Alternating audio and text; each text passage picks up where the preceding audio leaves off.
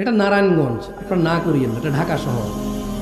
সব মানুষ এখানে বইঙ্গা ওদের এলাকায় এসে কাজ করে, ওরা পয়সাওয়ালা, অহংকারী, দাম্বিক, ওরা বহু হুজুরকে এর আগে উঠাইছে। ঢাকা বেড়াই, বংশাল, পুরান ঢাকা, এই নারায়ণগঞ্জ, তারপর হলো কেরানীগঞ্জ, ওদিকে হলো গাজীপুর, টঙ্গী, বাংলাদেশের সব হুজুরকে ওরা তুলছে, ওয়াজ করে আইনে আইনে হুজুরদেরকে ফর্মে তুলে দিচ্ছে।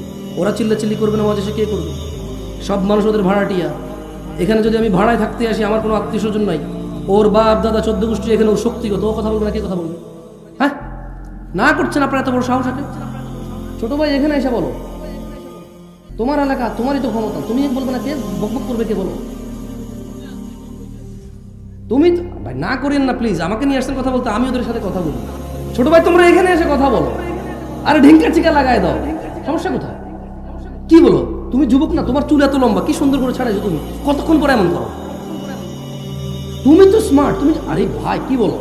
এদেশের মেয়েরা তোমার জানে না, দেখে না, 100-200 মেয়ে তোমার জন্য মানে হাত টাত কাইটা পাগল হয়ে মরে যেত। তুমি এত সুন্দর, তুমি জানো তুমি কত জ্ঞানী, বুদ্ধিমান, তোমার কত পয়সাওয়ালা, তুমি কি ট্যালেন্ট, তুমি কি ক্লেভার, তুমি কি বিচক্ষণ, এদেশের মেয়েরা জানেই না, থাকলে তোমার জন্য সিরিয়াল ধরে দাঁড়িয়ে থাকতো। তুমি তো সুদর্শন না, তুমি কথা বলবো না, কে বলবে বলো?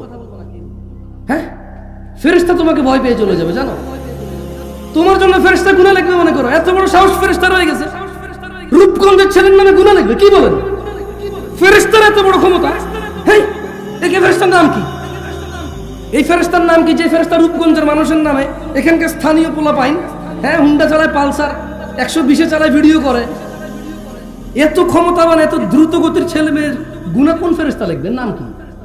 পাগল নাকি আপনারা? খবর তো ওদের সাথে কিছু বলেন না, পাপ হবে আপনাদের। যারা ওদেরকে চুপ করতে বলতেছেন, আপনার সমাজের পাপ হবে। কেন বলতেছেন ওদের চুপ করতে? হ্যাঁ, ওরা এখানে বক্তা নিয়ে আসছে টাকা দিয়ে, বক্তার কথা বলবে, ওর কথা বলবে, না করবে কেন বক্তা?